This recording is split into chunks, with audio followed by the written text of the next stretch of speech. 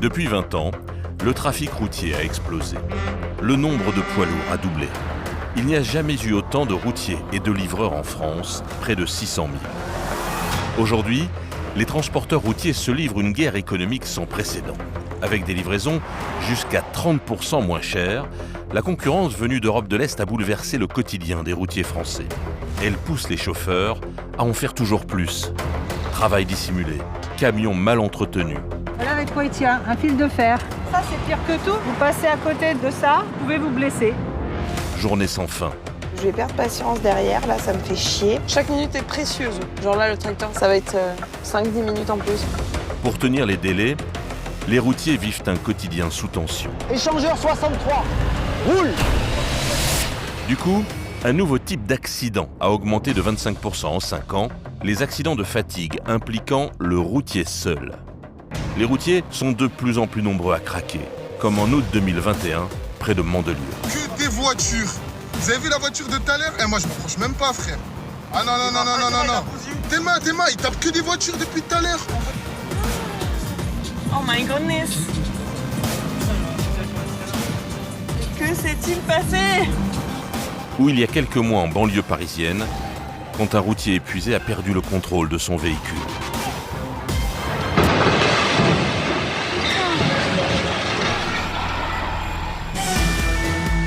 Pour tenter d'enrayer le phénomène, l'unité des contrôles spécialisés de la Direction de l'ordre public et de la circulation traque les fraudes. Bonjour, vous parlez français, un petit peu? Dans leur viseur se trouvent particulièrement les chauffeurs étrangers, parfois poussés par leurs employeurs à commettre des délits en série. Je suis roumain, mon camion est belge et mon contrat est portugais. Mais à quoi ressemble le quotidien de ces chauffeurs mis en cause? Leur univers est très secret, souvent exploités par des transporteurs sans scrupules. Ce sont de véritables forçats de la route. Dans ce contexte, Sarah, 25 ans, lutte pour vivre de sa passion des camions. La route! Sarah est une battante, guidée par l'amour de la route. Elle est chauffeur depuis 7 ans. Nous avons suivi son quotidien. Manutention. On charge, on décharge, la manute quoi. Nuit dans sa cabine. Rien n'effraie cette forte personnalité. C'est girl power! À Châteauroux, Dominique tente de faire survivre la tradition des restos routiers. Mais lui aussi a fort à faire. Leur politique, c'est de protéger la marchandise sans privilégier le confort moral, physique du conducteur. Stéphane, lui, est pour l'instant à l'abri du conflit économique. Sa spécialité, les convois exceptionnels.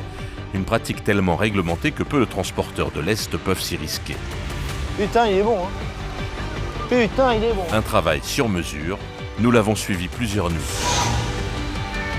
Immersion dans la vraie vie des rois de la route.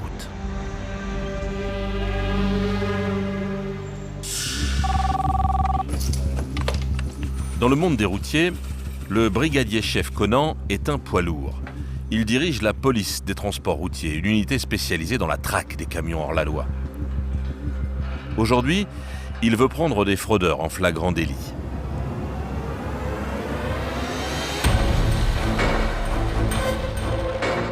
Direction Rungis, dans cet immense marché, 5000 tonnes de produits alimentaires transitent tous les jours par camion. C'est un monde à part, le mine de Rungis, c'est une vraie fourmilière, ça roule un peu dans tous les sens. Une sonnerie de téléphone retentit. Ouais. C'est Florence, sa collègue, planquée dans une autre voiture.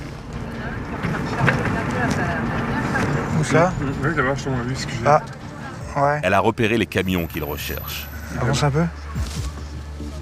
Ouais, ah. Il est là. Mets-toi là, on va voir. La voiture du Au revoir, brigadier ouais. se met en planque, elle aussi. Rien de plus banal en apparence que ce chargement de sable. Pourtant, pour l'œil aiguisé des policiers, quelque chose ne va pas. Ok. Je pense qu'il est chargé, lui. Ah, il tasse bien en plus. Allez, un coup de pelle. Ouais. Ah ouais, il va partir là. Le brigadier décide d'intervenir. Allez hop.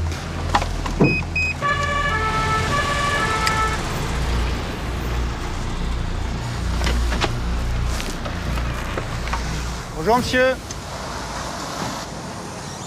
La bâche, vous la mettez jamais? Oui, moi je mets la bâche quand moi j'entre dans la route. C'est juste... Mais là, vous êtes sur la route, monsieur. Et je pense que vous êtes bien chargé, là, quand même, non? On va vérifier le poids du véhicule, hein. Pensez que vous êtes bon en poids, là? Je sais que peut-être il est un petit peu chargé. Et peut-être il est un petit peu chargé. Ben, on va vous dire ça, monsieur. Qu'est-ce que c'est? Ce sont des pèses essieux pour peser le véhicule, pour vérifier la charge du véhicule. Ce sont des balances qui sont étalonnées afin de vérifier son poids. Stop! Faut qu'il recule.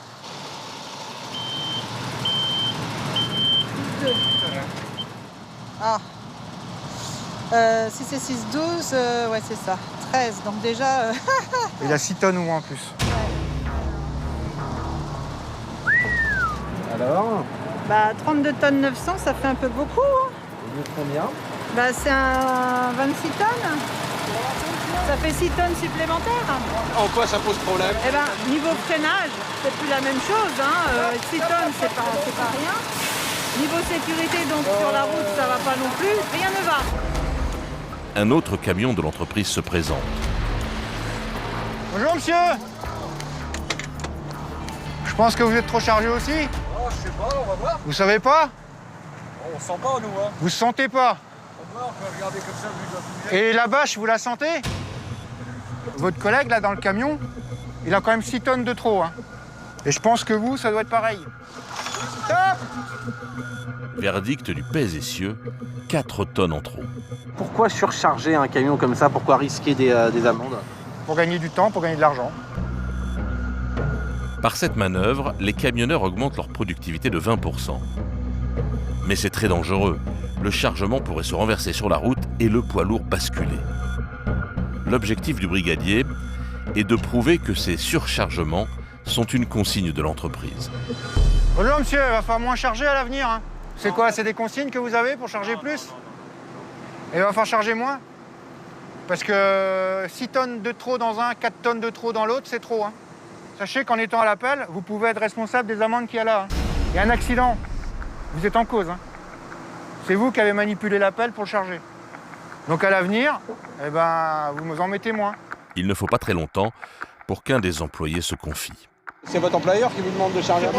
Les sociétés, parce que sinon, si on n'avance pas, ils reprennent d'autres sociétés. Ouais, donc on est obligé de jouer le jeu. En fait, il faut faire le chantier. Ouais, c'est de la concurrence. Et puis, il n'y a pas que ça. On nous demande de faire 12 heures par jour. On est payé 8 heures. Je me suis fâché avec mon patron à cause de ça. S'il voit que ça va pas, ben, il reprend d'autres camions qui vont jouer le jeu. Ouais, donc en fait, tout ce qui est sécurité, règles, c'est pas un problème en fait. Ils s'en foutent. Ah ouais? Pour le brigadier, la preuve est faite, cette entreprise va devoir payer une amende de 3 000 € et restera sous sa surveillance. Des histoires comme celle-ci sont monnaie courante dans l'univers des routiers.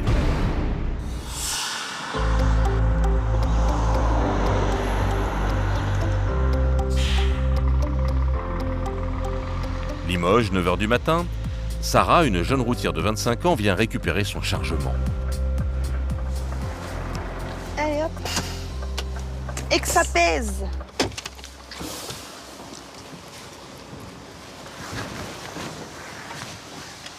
Hop.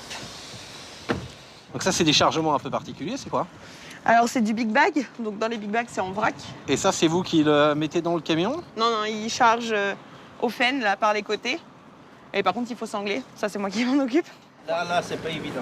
Elle doit embarquer des big bags, de gros sacs remplis de gravats. Ils pèsent 1 tonne chacun.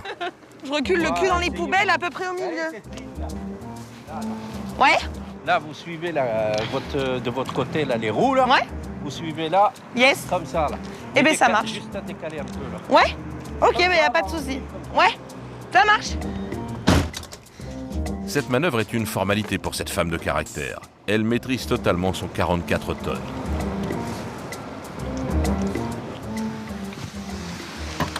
Ah, il a pas large pour manœuvrer, là. Et sur ce genre de boulot, vous n'avez pas le droit de temps en temps à des remarques sur le fait que vous êtes une femme? Non, par exemple, là, le gars, il est venu m'expliquer jusque-là. Tu te mets là, là, là, tu suis ça, machin. Alors qu'au final, tu rétrécis, tu me dis, tu te mets au milieu que je puisse manœuvrer des deux côtés. Et je comprends, quoi. Mais bon. Aujourd'hui, 3% des routiers sont des routières. Vous avez souvent des femmes chauffeurs qui viennent chez vous? Oh oui, c'est assez régulier, oui. Seulement une vingtaine dans les années 80, elles sont désormais 12 000. Je pense qu'ils sont plus minutieuses, plus efficaces que l'homme maintenant. Les hommes, ils boudent tout le temps. Alors, ils sont tellement pressés qu'ils veulent rien faire comme il faut. Ni bâcher comme il faut, ni sangler comme il faut. Ah non, c'est vrai, même quand les c'est femmes, carré. ils sont consciencieux. Les routiers sont toujours responsables de la sécurité de leur chargement. Une seule sangle mal fermée et le camion pourrait se renverser. Si le Big Bag il tombe, on est dans la merde. Allez, dernière rangée. Alors Sarah fait attention aux moindres détails.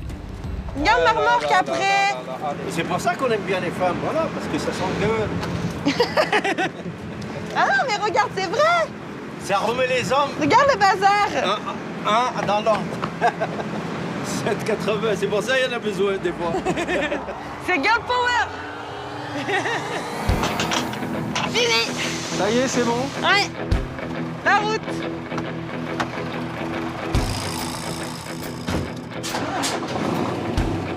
Et c'est parti pour une semaine loin de chez elle et pour un trajet de plus de 2000 km. Sarah va partir de Limoges pour Chalon-sur-Saône.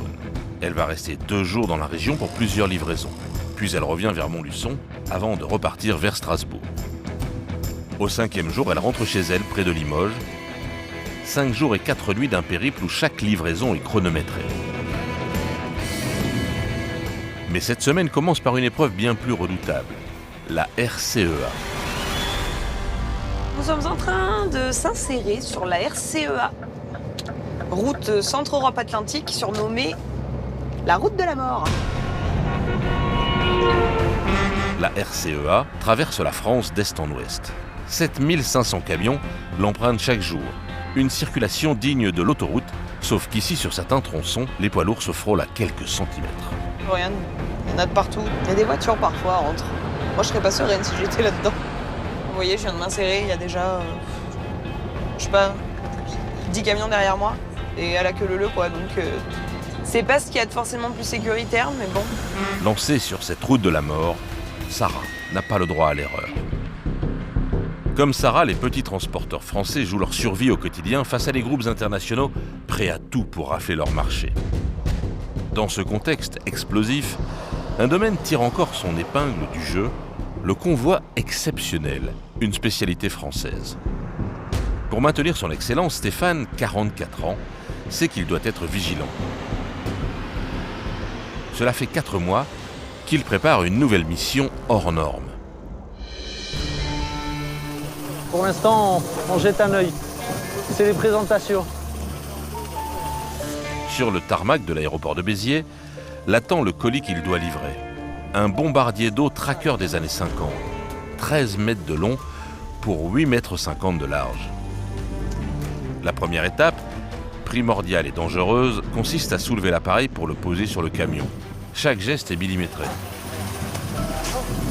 Tu peux te reprendre là-dessus? Ouais, c'est un point dur? Ouais, c'est le châssis, donc c'est Ok. le train avant, il vient là. On va se mettre à cuire là, contre cette aile-là. Ouais, On va la lever ouais. et on aura On tournera gentiment. L'opération de levage va durer 1 heure. Il tient à plat, il cap. Elle sert à quoi cette corde? Pour éviter qu'avec le vent, il tourne ou...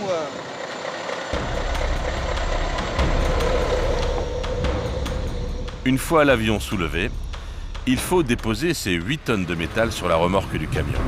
Viens là, viens. Faut baisser. C'est bon pour toi? Il est bien sur le point dur? Ah oui. Super.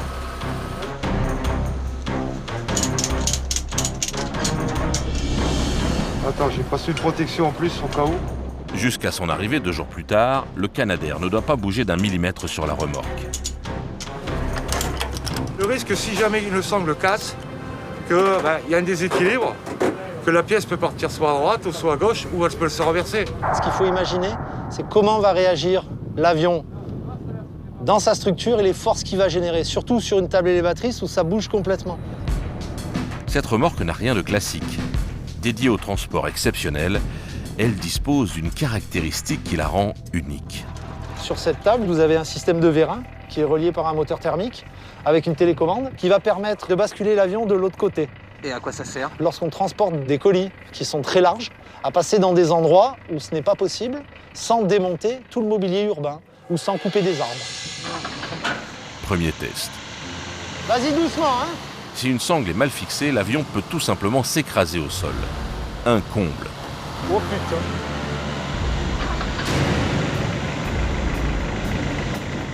Cette remorque d'une longueur de 13 mètres peut supporter 40 tonnes. Pour emmener tout ça, quand même, il faut un tracteur un petit peu compétitif. C'est un tracteur qui a 4 essieux moteurs. Donc ça amène beaucoup de puissance, il fait 580 chevaux. Ça permet de prendre des charges lourdes. C'est des camions qui coûtent très cher, qui consomment beaucoup de gasoil. 580 chevaux, presque 2 fois la puissance d'un camion normal, pour une moyenne de 50 litres au 100 km. De retour à son bureau, Stéphane briefe son équipe. Cette opération-là, beaucoup de monde a travaillé dessus. Personne ne connaît ces avions-là, personne n'a transporté ces avions-là. Je suis largement conscient que le risque zéro n'existe pas. Mon job à moi, c'est d'enlever les incertitudes. Mais je ne suis jamais sûr de rien. Être sûr, c'est être sûr de se planter. Une chose qui est super importante sur ce convoi. Cet avion-là, c'est pas n'importe quel avion. C'est un avion qui a sauvé des vies. Donc, je vous avoue qu'il va y avoir de l'émotion sur ce convoi, soyez-en conscients. Derrière les visages sereins, une certaine anxiété commence à voir le jour. Petite appréhension, bon, on l'a toujours. On ne sait jamais sur quoi, le risque qu'on va rencontrer sur la route. Bon allez, maintenant il faut y aller. Stéphane et ses hommes vont traverser l'Hérault et le Gard. Un trajet simple de 121 km quand on ne transporte pas un avion de 8 mètres d'envergure. Un trajet simple qui va s'avérer beaucoup plus compliqué que prévu. Au quotidien, les policiers de la DOPC ont plutôt affaire à des camions étrangers. Bonjour. Ils représentent environ 50% des grosses infractions. Aujourd'hui, le brigadier Conan lance une vaste série de contrôles. Depuis quelques heures, les motards de la police chassent des poids lourds suspects.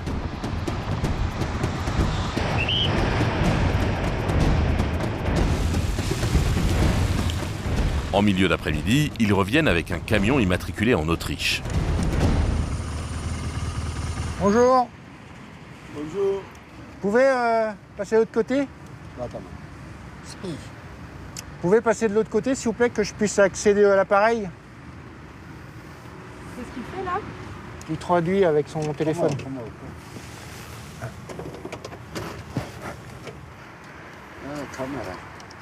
Là, je vais prendre les données de l'appareil de contrôle sur les temps de conduite, temps de repos.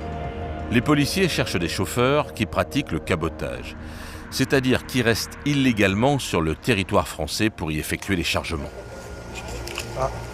C'est quoi le souci? À chaque prise de service, à chaque fin de service, le conducteur doit saisir le symbole du pays où il se trouve dans l'appareil de contrôle. Alors là, il ne l'a pas fait, donc on ne sait pas où il se trouve. Donc du coup, ça lui fait des infractions. C'est des infractions 135 € à chaque fois. On ne sait pas quel jour il est rentré sur le territoire. Donc c'est fait exprès quelque part. C'est fait exprès. Aussi, hein. Dans l'idée première, c'est pour justement compliquer le contrôle. Assez vite, l'ordinateur livre son verdict. Là, il y a déjà 34 fois 135 €. 4590.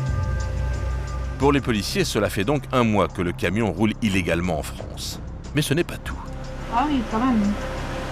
Monsieur conduit beaucoup. L'homme conduit 10 heures par jour. Pour ce chauffeur, l'addition va manifestement être salée. On va lui expliquer maintenant.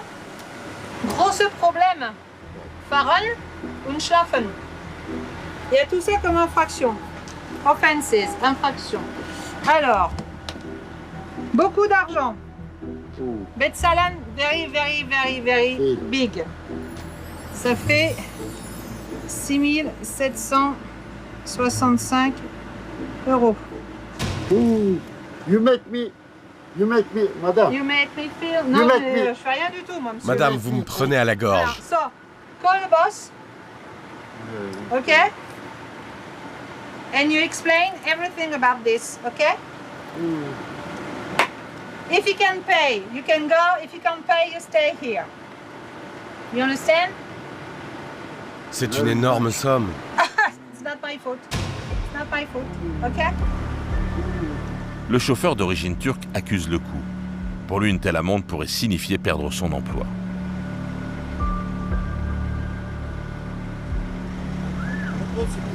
Ce n'est pas possible, plus de 6 000 €. Vous me prenez à la gorge. Qu'est-ce qu'il y a? C'est pareil, vu que c'est pas possible d'appeler son patron. Si vous ne pouvez pas payer cette somme, on va mettre un sabot et vous serez immobilisé jusqu'à paiement de la consignation. Là, je sais pas pourquoi il veut pas appeler son patron. Madame. Je vais vous donner 1000 lires. 1000 lires? Non, je crois pas, non. Pour une fois, pardon. Non. Non, monsieur. Nein. No 1000. Schnell. Phone boss, là, de chef. Finalement, le routier appelle son entreprise autrichienne. Alors, Là, c'est la collègue qui est au téléphone avec le patron. le chauffeur, il peut faire ce qu'il veut. C'est le camion qui peut pas faire ce qu'il veut. Le camion, il va rester immobilisé jusqu'à ce qu'on ait l'argent pour le libérer. J'ai eu l'entreprise au téléphone. Elle s'est dit très choquée, évidemment, par le montant de l'amende. Mais il y en a beaucoup. Le monsieur, il fait beaucoup d'heures. Et d'un autre côté, on lui a peut-être sauvé la vie quelque part. Il va peut-être se reposer un peu plus longtemps ce soir. Et puis on verra bien demain comment ça se passera. Mais normalement, ils vont payer. Des chauffeurs étrangers qui ne respectent pas la législation qui est devenue courant dans le monde du transport routier. Ils représentent désormais 25% des camions en France. Une croissance exponentielle qui ne laisse pas de répit aux chauffeurs traditionnels comme Sarah. Retour sur la RCEA dans la région de Chalon-sur-Saône. Alors là, c'est galère pour s'engager. Sur la route de la mort, Sarah doit faire extrêmement attention. À cause de la voie unique, elle a déjà pris quelques minutes de retard. On perd pas mal de temps quand même sur cette route, quoi. Et du coup, si t'arrives pas avec les heures, tu t'arrêtes pas au restaurant et c'est pas de commodité, pas de repas chaud, pas de douche. Et tout ça à cause de 10 minutes de perdu parce que des fois 10 minutes c'est précieux, quoi. Aujourd'hui, la routière enchaîne les petites livraisons. En milieu d'après-midi, elle livre son dernier big bag.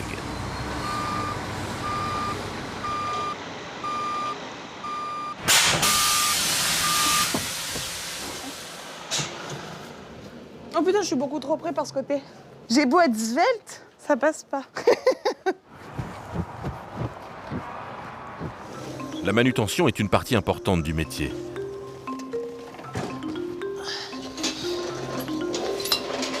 Vous faites pas que conduire.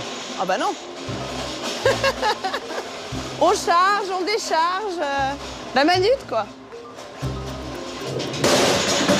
J'aime bien quand c'est carré, donc... Faut que ce soit rangé, carré, selon votre manière de voir les choses, c'est ça? Exactement. Mais pas le temps de souffler. Les petits retards se sont accumulés et Sarah doit être demain à Strasbourg. Vous avez un poids à me donner? 850. 850 kilos. Impeccable. Merci, bonne journée. Au revoir. Impossible pour Sarah de rattraper le retard pris. La loi lui impose des temps de conduite maximum par jour, surveillés par le chronotachygraphe, le mouchard en quelque sorte du camion. On a le chrono là-haut, qui enregistre tout ce qu'on fait tout le temps. La conduite, le travail, les temps de service, les temps de repos. Et sur une journée, on peut faire 9 heures de volant. Et donc quand il n'y en a plus là-dedans, il n'y en a plus, quoi. La machine contraint Sarah à s'arrêter. Je suis pas fatiguée en vrai là, mais c'est la législation qui l'impose. Et je vais me faire ma place comme d'habitude. Hop là. Allez hop. Voilà, ça se présente comme ça. Cette carte a toutes les informations de vos conduites. Oui, sur 28 jours. C'est-à-dire que je peux faire une infraction sur mes heures maintenant. Si je me fais arrêter dans 15 jours, ils pourront me mettre une amende pour l'infraction que j'ai fait aujourd'hui. Pour la routière, ces arrêts subis représentent parfois un stress. Je me sens pas en sécurité, moi, sur les aires de repos. Donc j'évite, tout simplement. Qu'est-ce que vous avez arrivé par exemple? Je me suis fait voler du gasoil. Ça, c'est vol typique de gasoil. En plus, ils font ça comme des cochons, puis ils se barrent. Voilà. Mais du coup, on a un groupe sur Facebook où on se donne les endroits à éviter pour vol de carburant, vol d'accessoires, vol de carrosserie de camion parfois, ou vol de pièces sur camion, hashtag solidarité entre routiers. Et on a les localisations en général pour éviter les endroits, surtout. La solidarité existe sur Internet, mais sur la route, elle a tendance à disparaître. La communication est difficile avec les chauffeurs étrangers. Là, je sais que je m'en vais dans quelques minutes, mais je passerai pas la nuit ici. Il n'y a pas de français. Donc en cas de besoin d'aide ou quoi que ce soit, je ne saurais jamais me faire comprendre à qui que ce soit. On a du lituanien, on a du roumain, on a de l'espagnol, du bulgare, du polonais.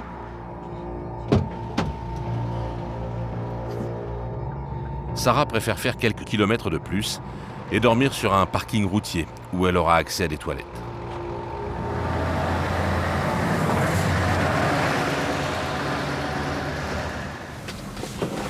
C'est le camping de la semaine. C'est votre camping à vous? Ah oui, c'est mon camping à moi, oui. Avec mes petits plaids tout doux. Je passe plus de temps ici que chez moi. Bon, après, moi j'ai un camion bien parce que j'ai plein de placards. Je peux tout ranger. Mon chef, il a été fort sur ce coup-là. J'ai un placard à gâteaux, du sopalin, des mouchoirs. J'ai mes affaires pour m'habiller, mes petits pulls, mes petites chaussettes pour toute la semaine. Les tongs pour la douche, obligatoire, le gel douche. Mais bon, on fait comme ça quand on n'a pas le choix, quoi. Si Sarah préfère dormir sur le parking d'un restaurant routier, c'est parce qu'elle peut y trouver des collègues et un minimum de confort.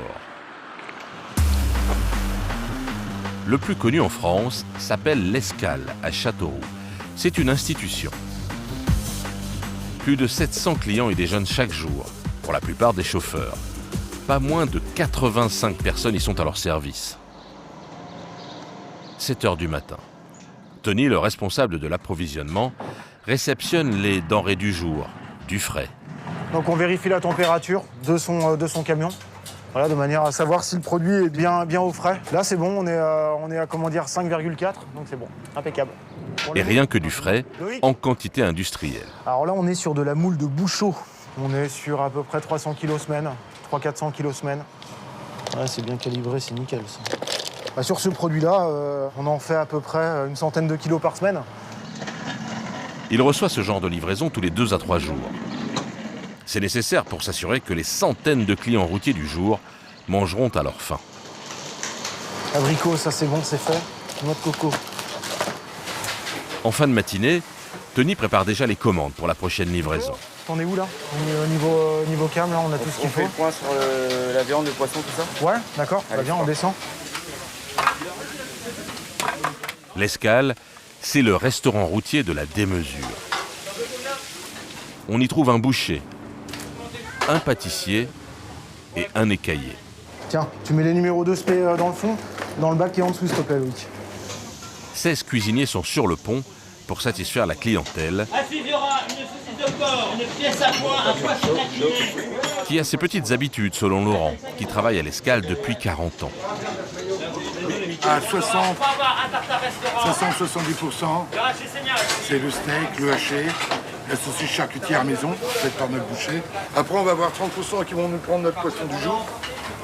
Après, on a un incontournable qui va être les rognons, le rognon de porc. Rognon de porc, tête de veau. Tu pourrais m'appeler Michael? Mais avec les changements dans le transport routier, impossible de faire tourner le restaurant uniquement avec les chauffeurs. Les 16 cuisiniers, on doit être une soixantaine de personnel en tout. Donc il faut quand même un minimum de clients. Les routiers, ça arrive de moins en moins. C'est une population qui rajeunit. Ils sont peut-être plus appelés sur les restaurations rapides. Ils sont tenus par des horaires aussi. Et sinon, on a toujours nos inconditionnels. Jeunes ou vieux, ils aiment bien cet esprit routier quand même. Dans les 4 salles du resto, se côtoient simples clients et routiers à la recherche d'un moment de repos. Comme David, ardent défenseur des restaurants routiers. La convivialité, voir du monde, se restaurer correctement, se laver le derrière, et c'est prendre une vraie douche correcte dans un endroit correct. Quand on peut, c'est toujours beaucoup plus agréable.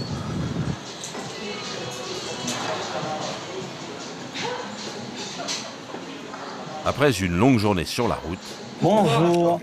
As-tu une douche de libre, s'il te plaît? Tiens. Merci. David va enfin pouvoir se laver dans l'une des 7 douches du restaurant.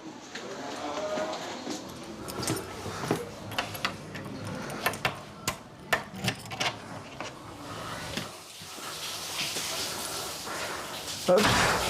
Et ben voilà, tout ce qu'il faut, le minimum, de quoi poser les affaires. Le jeton à mettre pour pas mettre trop de temps. C'est 2 € souvent à beaucoup d'endroits. Donc c'est le prix la semaine pour pouvoir se laver.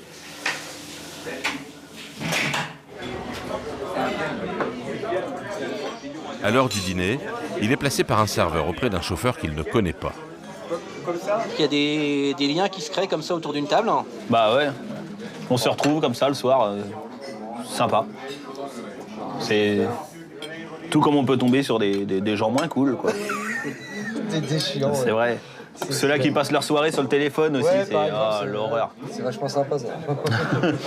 Selon David, si les restaurants routiers ont perdu certains de leurs clients, c'est parce que les routiers français partent moins loin avec leurs camions. Le français, on fait beaucoup moins de grands trajets. On en fait moins, donc le soir, on est plus souvent chez nous. Si les routiers français ne font plus de trajets internationaux, c'est parce qu'ils sont dorénavant réservés aux chauffeurs venus de l'Est.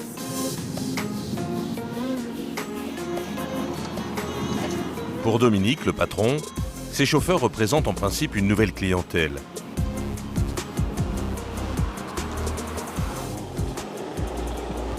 Bon là, on voit un Lituanien là.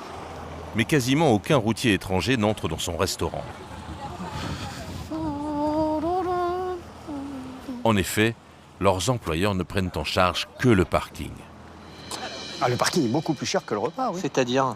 C'est 2,50 € de l'heure. C'est justement dissuasif pour inciter les gens à venir au restaurant. Mais leur entreprise préfère payer le parking aux gars parce que c'est un parking sécurisé avec l'éclairage, les caméras de surveillance. En revanche, pour la plupart, ils ne leur octroient pas d'argent pour aller dans le restaurant. Alors qu'en fait, si jamais les gars aient mangé, le parking serait gratuit. Mais leur politique, c'est de protéger la marchandise sans privilégier le confort moral, physique du conducteur. Bonsoir. T'es garé où? Par là? À l'autre bout? Restaurant, Tu vas tomber dessus directement. Je t'en prie.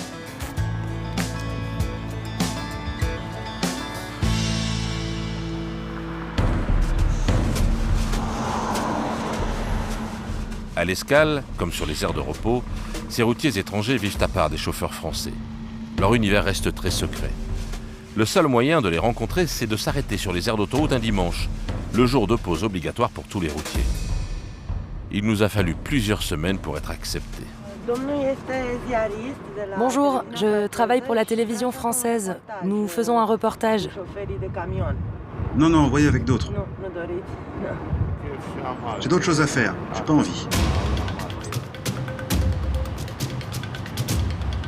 Après plusieurs heures de discussion, Monsieur est journaliste. Il fait un reportage sur les chauffeurs de camions. Vous êtes d'accord pour qu'on parle un peu avec vous? Oui, ok, un peu. Ouais, nous sommes d'accord. Discutons déjà un petit peu. Michel, un chauffeur roumain, a accepté de nous faire partager son quotidien. Un quotidien totalement arrimé à son camion. Je descends doucement maintenant.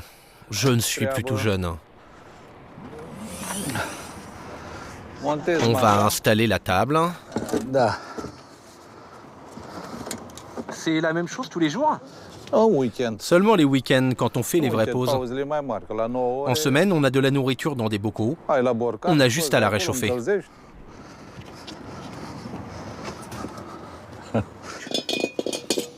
Je prends le carton, je le mets comme ça.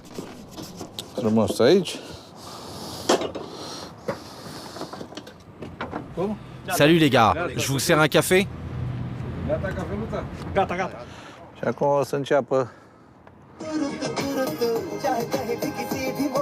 Vous partez sur la route à quelle fréquence d'habitude?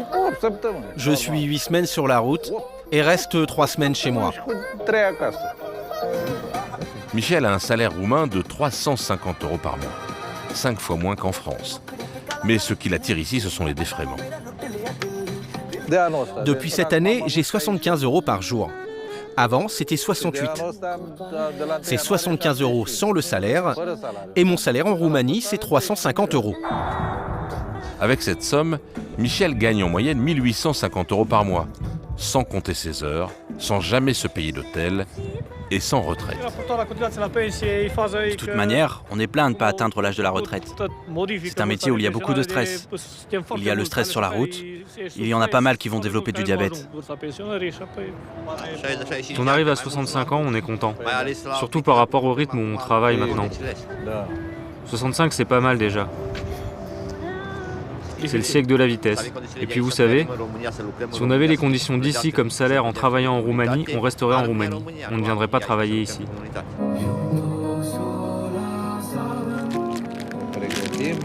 Pour ces forçats de la route, le but c'est d'économiser tous les défraiements et donc d'assumer ces conditions de vie spartiates.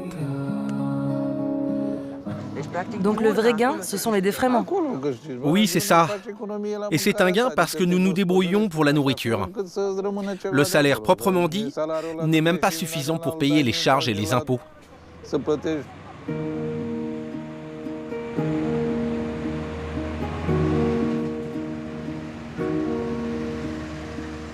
La famille vous manque? Bien sûr, regardez. Ici, on était en vacances. J'ai 3 enfants, 2 filles et un garçon. La petite fille. La maison n'est même pas terminée. On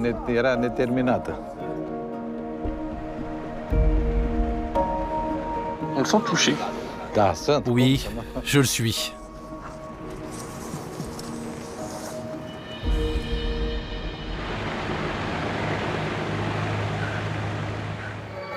Je rajoute un peu d'oignon, un peu d'huile, de la sauce tomate et c'est très bon.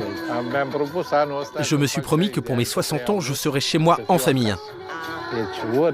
Je vais faire en sorte de fêter mon anniversaire dans notre maison. Je veux être chez moi pour mes 60 ans.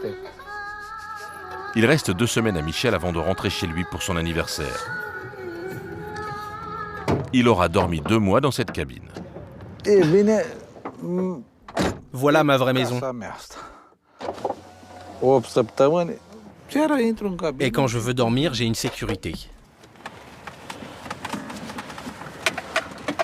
C'est une sangle qui relie les 2 portières.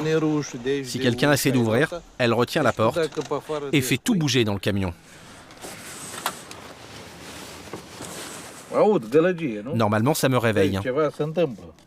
Dans quelles conditions ces chauffeurs sont-ils embauchés? Après de longues négociations, l'un d'eux, que nous nommerons Radu, a accepté de nous faire découvrir l'envers du décor. C'est dans une petite ville belge, à une vingtaine de kilomètres de la frontière française, qu'il nous a donné rendez-vous. Il arrive directement de Roumanie. Je suis parti il y a 2 jours. J'ai fait 35 heures de route jusqu'en Belgique. J'ai conduit presque sans interruption. Et je me suis arrêté 2 heures en Allemagne, uniquement parce qu'il y avait un accident de la route. Un trajet de plus de 2500 km que le défraiement offert par son employeur est loin de couvrir. On nous rembourse 75 € par trajet. 75 € pour l'aller et 75 € pour le retour. Ça fait 150 € en tout. Alors qu'en réalité, mon trajet Roumanie-Belgique me coûte 300 €. Radu a accepté de nous montrer les locaux de l'entreprise. Ils ont diminué les salaires, mais ils ont acheté des camions neufs. Et à gauche du garage, il y a le parking pour nos voitures. Sur ce parking, il y a pas mal de plaques de Roumanie. Car c'est ici que les chauffeurs garent leurs voitures quand ils partent travailler. En effet, sur ce petit parking, sur une 50aine de véhicules garés, la moitié sont d'origine roumaine. Vous pensez qu'on peut venir avec vous dans le dépôt? Non, je ne crois pas, car le risque est beaucoup trop grand. J'ai peur de perdre mon travail et d'être obligé d'en chercher un autre. Je dois subvenir aux besoins de ma famille. Impossible donc pour nous d'aller plus loin. mais nous avons pu obtenir des images de l'intérieur du dépôt de la société. Sur ce terrain, des dizaines de camions vides attendent leurs chauffeurs. Ici, comme sur les routes, aucune plaque roumaine. À quelques mètres dans ces containers, les affaires personnelles des chauffeurs sont rangées dans des malles, fermées avec un simple cadenas. Elles vont rester ici pendant des semaines. La compagnie a mis à disposition des douches pour les chauffeurs. Mais les images que nous nous sommes procurées, tournées l'année dernière, font froid dans le dos. Des palettes pour tapis de sol. Des douches hors d'âge pour simple salle de bain.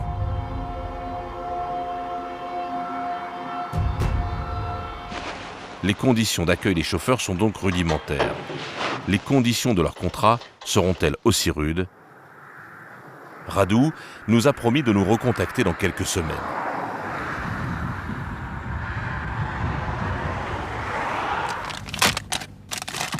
Retour près de Chalon-sur-Saône. Sarah se réveille.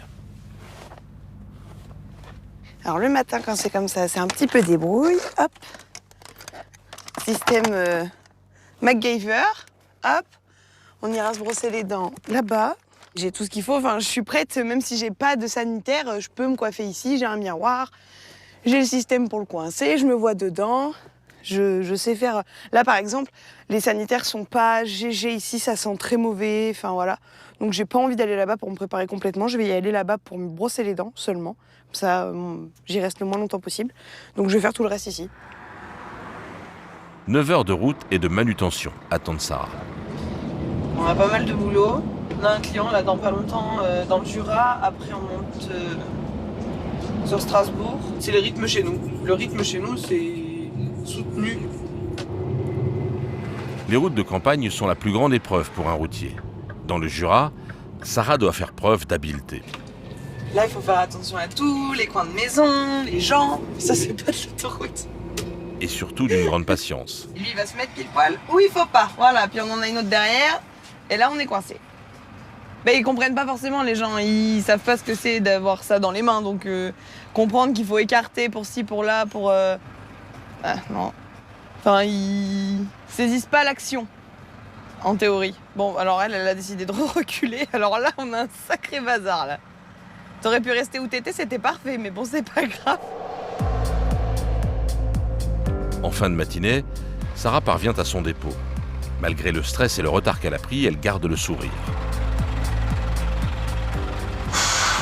On va aller donner les petits papiers.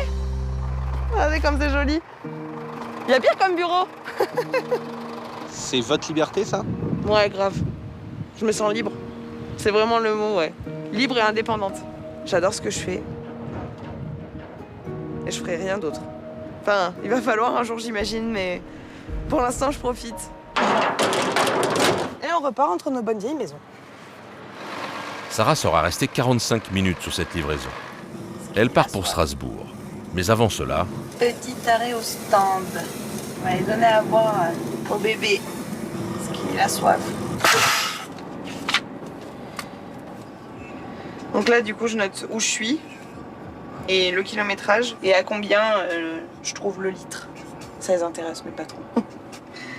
Le carburant représente un coût important pour les transporteurs. Les routiers sont donc aussi évalués sur leur capacité d'économie. Ça va faire combien à peu près à la fin? On passe la barre des 1000 euros. 1000, 1100. Et c'est toutes les semaines.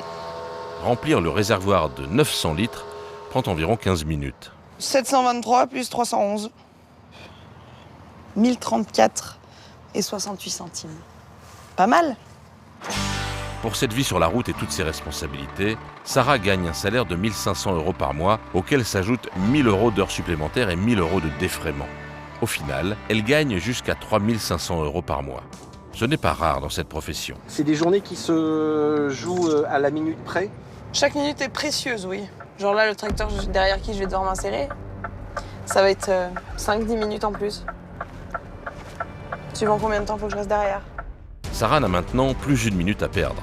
Elle doit encore récupérer les fûts de bière en Alsace. Je vais perdre patience derrière, là, ça me fait chier. Et je suis sûre que je vais faire que ça, m'en taper toute la journée. Vers 17h, Sarah parvient à Strasbourg, sa destination. L'objectif d'aujourd'hui, c'était d'arriver là déjà, donc c'est chose faite. Et l'objectif ultime, ce serait de charger ce soir.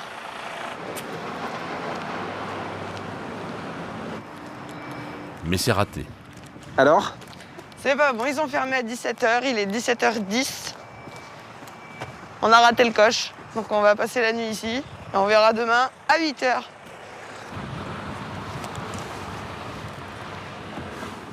Une fois de plus, Sarah va passer la nuit dans son camion.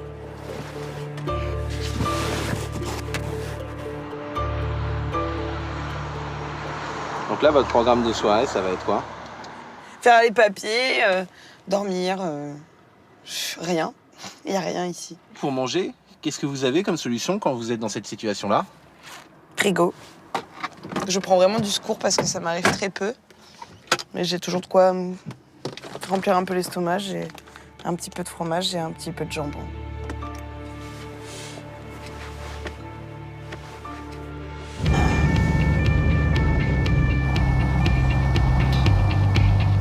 Retour dans le sud de la France, près de Béziers. Il est 23h. Le convoi exceptionnel de Stéphane circule toujours de nuit pour ne pas gêner la circulation. En tête, Stéphane ouvre la route. C'est l'ouvreur. L'échangeur 63 est plus Il est suivi des 30 tonnes du camion et de la remorque qui transporte la vie. Derrière lui, 3 véhicules de surveillance. Ces conducteurs roulent à l'extérieur du convoi. Ils remplacent les rétroviseurs du chauffeur de poids lourd. Vas-y, comme ça, tu passes dessous le feu et tu as plus d'un mètre à gauche. Avec le volume de son colis, sa visibilité est presque nulle. Le convoi est accompagné par 2 motards de l'entreprise qui ont pour mission de bloquer les routes. Échangeur 63. Roule. Sur cette portion de route, le convoi a reçu le renfort des gendarmes. Mais les plus grandes difficultés se trouvent en zone urbaine. Bonsoir, encore 2 minutes. Stéphane parvient dans la bourgade de Metz. Et ici, les forces de l'ordre ne peuvent rien faire. On est en pleine circulation, il y a des gens, on va emprunter, il y a des candélabres de partout. Il effectue une reconnaissance. Tu vois le feu vert, il est assez près, il a un petit feu piéton juste à côté, c'est assez serré. Bon, il faut bien viser, ça a été calculé, on y va doucement. Et ça devrait passer si tout le monde est sage. Le mobilier urbain est un casse-tête pour les convoyeurs dans cette ligne droite. Le camion va devoir frôler un feu rouge, puis surplomber un panneau à quelques mètres.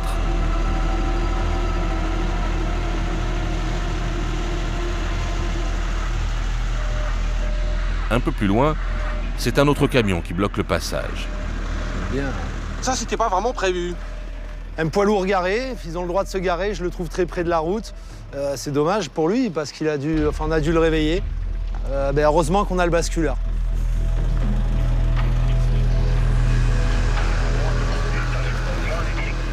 Mais le plus compliqué, ce sont les ronds-points. On a le rond-point en contresens avec le panneau démontable.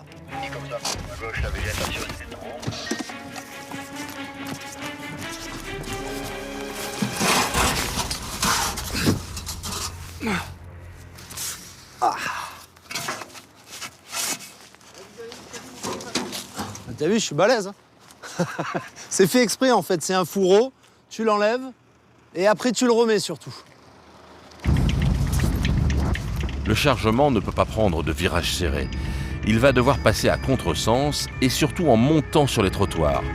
Une formalité quand on conduit une voiture, mais pas avec une remorque de 13 mètres de long. Il faut qu'il monte là, parce que faire tanguer l'avion quand tu es entouré de candélabres, c'est la bonne solution pour taper le candélabre. Donc on va essayer d'éviter.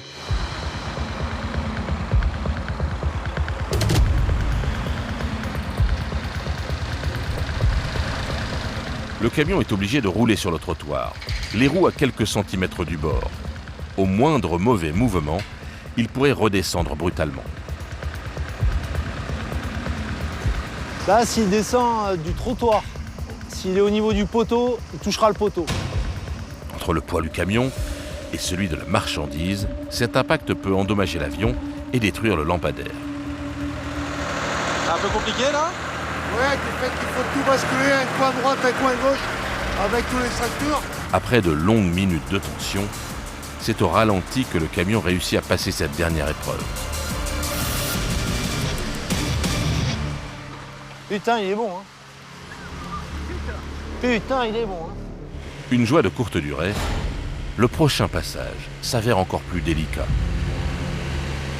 Bravo. On verra tout à l'heure. À Palavas, oui, oui. À Palavas, par contre. On se met d'accord pour Ouais. prendre le contresens de Palavas. Voilà. Qui fait quoi? Pour avancer, le convoi va devoir prendre la route à contresens et passer sous un pont qui ne peut pas supporter son poids. On ne peut pas rouler sur le pont parce que c'est un pont qui est fragile. L'équipe a préparé la route depuis plusieurs semaines. Tout est consigné dans ce manuel.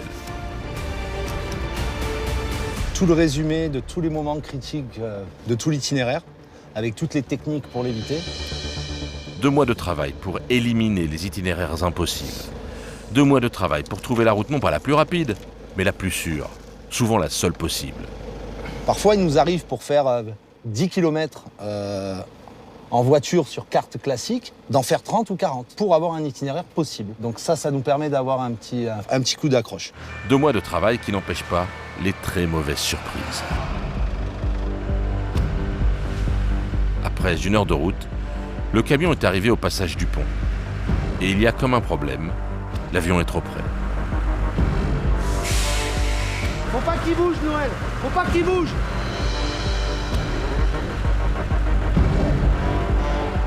Si le camion continue, il pourrait faire frotter l'avion sur le tablier du pont. Le convoi est totalement bloqué. Pour l'équipe, c'est la douche froide. Les missions haut de gamme de Stéphane sont bien loin des réalités de Radu, le chauffeur roumain. Après plusieurs semaines de présence en France, il nous a recontactés. Ce forçat de la route en sait maintenant plus sur les conditions de son contrat. Nous le retrouvons sur le parking d'un supermarché. Le chauffeur a accumulé des éléments accablants contre son employeur, qui pèse 100 millions d'euros de chiffre d'affaires. Cela va faire bientôt 2 mois que je suis sur la route. Je suis fatigué, mais je me suis habitué à la réalité économique d'un chauffeur de l'Est en Europe. Plus de 2 mois à dormir dans son camion, c'est illégal. La loi impose 2 semaines de repos toutes les 6 semaines. Mais ce n'est pas tout. Son contrat est basé au Portugal. Mon camion est belge, je suis roumain et mon contrat est portugais. La société belge recrute des chauffeurs au Portugal pour payer moins de taxes. Cette société recrute des chauffeurs dans toute l'Europe. Et surtout en Europe de l'Est, parce que chez nous, les salaires sont plus bas. C'est du dumping social. Moi, je prends le camion en Belgique et je le rends en Belgique. Je devrais être payé avec un salaire belge. Cette localisation portugaise permet à son employeur de le payer 1 000 € par mois, soit 600 € de moins qu'un chauffeur belge. Radu n'a pas le droit d'effectuer plus de 3 transports d'affilée en France, sinon ce serait du cabotage. Pourtant, cette pratique semble répandue chez son employeur. Personnellement, ça m'est arrivé de faire 7 ou 8 trajets d'affilée sans sortir de France. Oui, c'est du cabotage. J'ai un collègue qui fait Lyon-Paris-Lyon depuis 2 semaines. L'entreprise de transport préférerait-elle payer des amendes plutôt que de respecter la loi? La preuve semble faite avec ce message qu'il a reçu de son employeur. Si vous rencontrez des problèmes avec la police, l'entreprise paiera. Dans 3 semaines, Radu devrait profiter de 2 semaines de repos chez lui en Roumanie. Mais il reviendra certainement en Belgique. Pour l'instant, Radu est l'un des instruments de la concurrence dans le monde des transports. Sarah, elle, est loin de cette réalité. Après 1500 km de route en 4 jours, Elle vient enfin de récupérer son dernier chargement. Bon, on a passé 1 heure pour 4 palettes. Hein. Moi, j'appelle pas ça une bonne performance. Hein. En fin d'après-midi, elle espère être chez elle, près de Limoges, à 600 km de là. Là, à la fin de journée, ce sera pas 18h. Non. Ah bah non, ce serait trop beau. En effet, il est 23h quand Sarah arrive à son dépôt. Il lui reste encore 30 minutes de route avant de revoir les siens.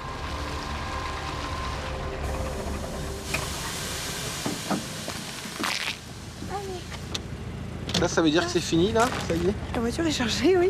Faut encore rentrer à la maison.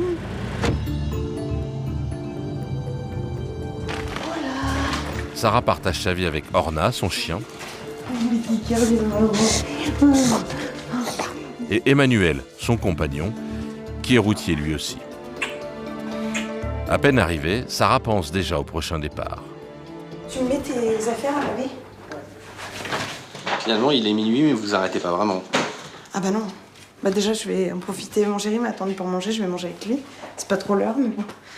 Faut faire ça, faut faire les machines de suite. Sinon, ça sera pas prêt pour faire les sacs dimanche soir. C'est toute une organisation. Pour la semaine et le week-end.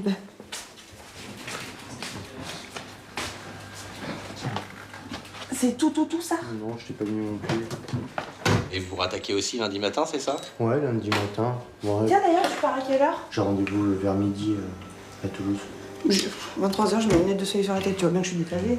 Comment vous gérez justement cette vie de couple, cette deuxième vie en fait? On est jeunes, on n'a pas d'enfants. Autant se manquer un peu et ramener de l'argent à la maison que de rentrer tous les soirs à la maison et puis au final... Vous vous feriez faire autre chose aujourd'hui? Non, j'y pense pas en fait. J'y pense pas. Si je devais me reconvertir, je pense que je resterais dans le transport. Et un enfant, ça pourrait changer tout? Faudrait que ce soit dans les projets.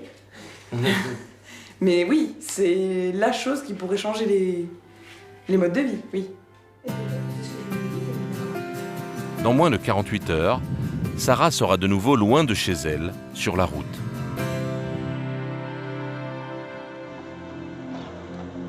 Retour près de Palavas, le convoi exceptionnel est bloqué depuis plusieurs minutes sous un pont. Stéphane a décidé de rabaisser les vérins. On va le faire aller plus à gauche. Une manœuvre qui n'était pas prévue dans le roadbook.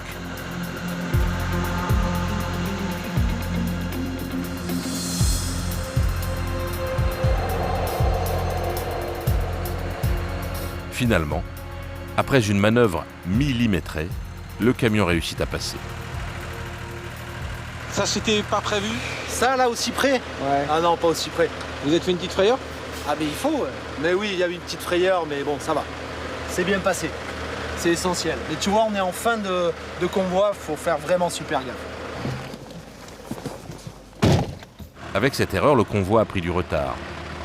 Mais il est 3h du matin. Les hommes doivent aller se coucher. Le convoi a parcouru 90 km en 8 heures cette nuit-là.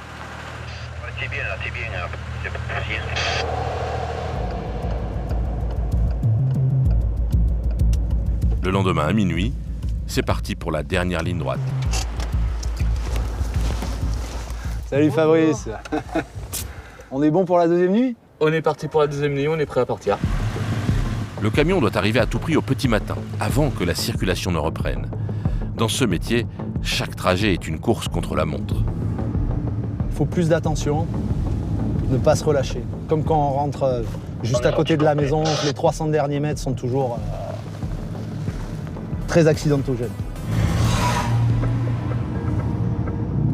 Pendant près de 30 minutes, véhicules ouvreurs et camions se déplacent à une vitesse moyenne de 30 km/h.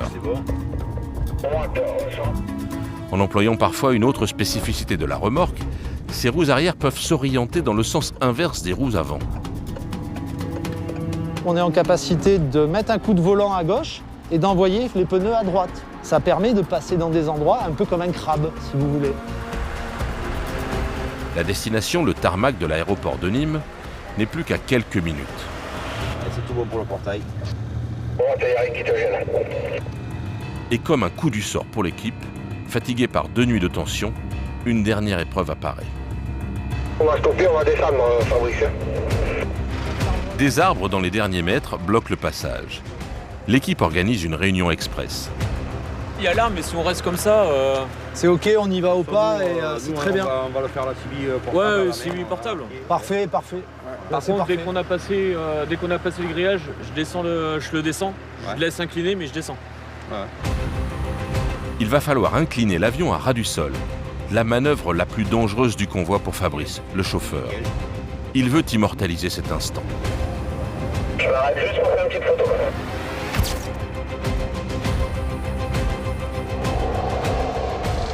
T'es content là? Ah oui, là on sait pourquoi on travaille au moins. C'est-à-dire?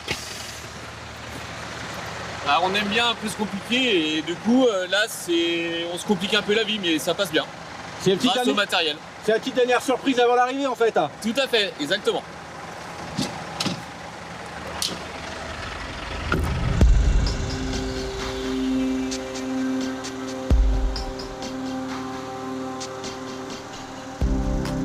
Je suis content là, je suis très fier d'eux. Je suis pas pilote, mais je sais ce que ça représente. Bravo Fabrice! C'est au petit matin, avec le soleil levant, que le convoi pénètre finalement sur le tarmac de l'aéroport de Nîmes. Il dépose l'avion auprès des autres modèles similaires qui finissent leur vie ici.